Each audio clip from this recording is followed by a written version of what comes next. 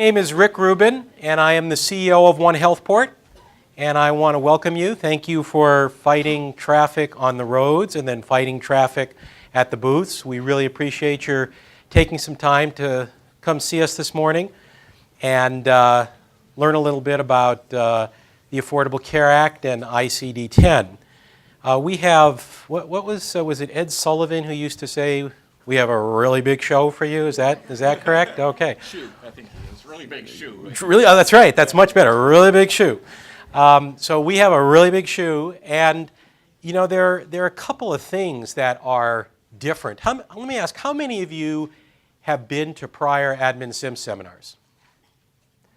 A few, but not that many. Well, in the past, it has been One Healthport folks talking with you about a lot of the services and things that we provide to help you do your work in the most efficient way possible and to help plans and providers exchange information. This is going to be a little bit different because really today what you're going to be doing is hearing from colleagues.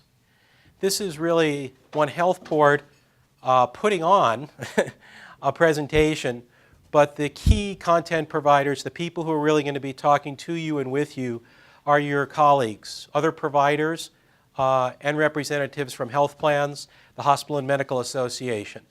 And so, you know, from our perspective, that's the right way to do it because these folks live in your world and are doing exactly the same things that you're doing.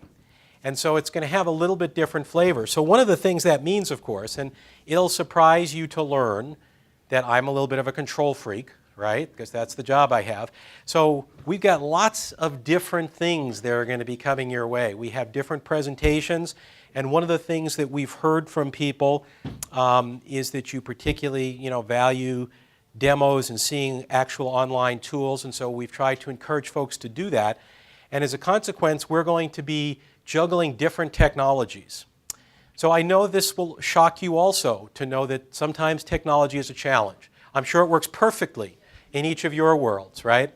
So I will in advance ask for your patience in that regard. We're going to be doing a little bit of swapping out, and that may take a couple of minutes. I promise not to sing or tell jokes, so I won't inflict that on you. But that's going to be the nature of today. You're going to see a variety of people coming and going throughout the morning.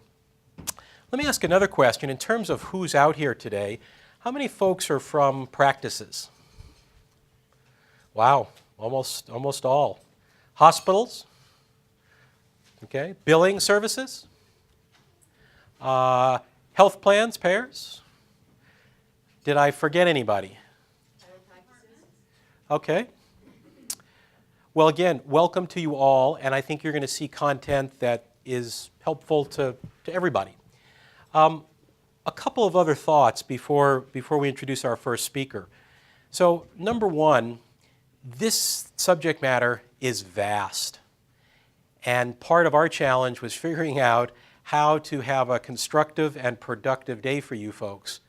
And one of the things that's involved in that is controlling scope. So think of the words healthcare reform, right? We could spend 8 hours talking about 100 different aspects of healthcare reform. And so as we talk about these two pretty weighty subjects, the Affordable Care Act and ICD-10, we've really tried to build some bounds around that. And we're going to focus the conversation in some very specific areas. And part of my job as the moderator is going to be to make sure we stay within those bounds. So what we're really focused on is how these issues affect your provider organization on an operational basis. We're not here to talk about the grand strategic implications of healthcare reform. We're not here to talk about the politics of healthcare reform. Everybody probably got tired of hearing about that over the last month. We're not going to talk about the website. And perhaps most importantly, this isn't really a forum for individual problems or complaints. One of the reasons that the plans are here is if you have a very specific issue, so if you have one code you want some information about, I would invite you to talk to the plans about that. If you have a specific problem with your organization and a payer, again, you have an opportunity to talk to the folks. But we don't want to consume the limited time we have going deep on individual issues. The other challenge facing us is questions and answers, because we wanted to give people an opportunity to be interactive, but again, we have a reasonably decent sized audience and a tight agenda. So I'm hoping that you all got an email soliciting questions in advance, and I want to thank you guys. We got a number of responses, and we have taken those questions and fed them to our panelists and asked them to respond. So there may be a couple of opportunities, depending upon how this flows, for some Q&A from the audience, but we're going to rely more on the information that you gave us in advance. In terms of sort of housekeeping stuff, there is refreshments outside. The restrooms are right outside the main door here. There will be a break about halfway through, and that'll be another opportunity for you to talk to folks at the booths. One other thing is, when you came in, hopefully you saw this piece of paper. Everybody got this? So one of the changes that's coming for One Healthport is we're going to be redoing our website. And what you have here is a sneak preview. So probably we're looking sometime in the middle of November. We know that a lot of folks use our website to get their work done. You know, we're really not so much about brochureware. It's a working site where people come to get their work done. And so you're going to be seeing some changes. The actual service you use to sign on is not changing. The public website is going to be changing. We've gotten feedback from people about how to make it easier to use and help you find the things you need to find. Okay, so before I put this picture up just because it seemed to me to be an apt analogy. When I talk to people in the market, they say, how's it going? Nobody said, well, it's like a day at the beach, nice and placid. People tend to say, oh man, you wouldn't believe all the things going on. Permanent whitewater is one of the expressions I heard. And so this, one of the things that you see here, this kind of be a theme, you notice there's a few brave souls going down the river, and what's everybody else doing? They're watching. They're sitting on the sidelines watching.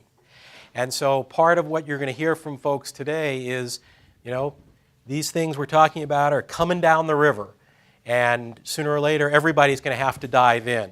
And I think there's an opportunity for you to learn from some of the folks who are doing pioneering work. If you want to stretch the analogy a little bit, you can say that, notice at least even the people on the side, they have life jackets and helmets. So we're going to give you some tools to make that run down the river as safe as possible. And last but not least, the river sort of moves in one direction. So again, whether anybody likes it or not, whether anybody thinks it's a good or bad thing, there's a certain inevitability to what's going on in the marketplace around ICD-10 and ACA. And again, what we hope to do is give you some tools and some thoughts and some ideas on how best to make it down the river safely. So to tee this up,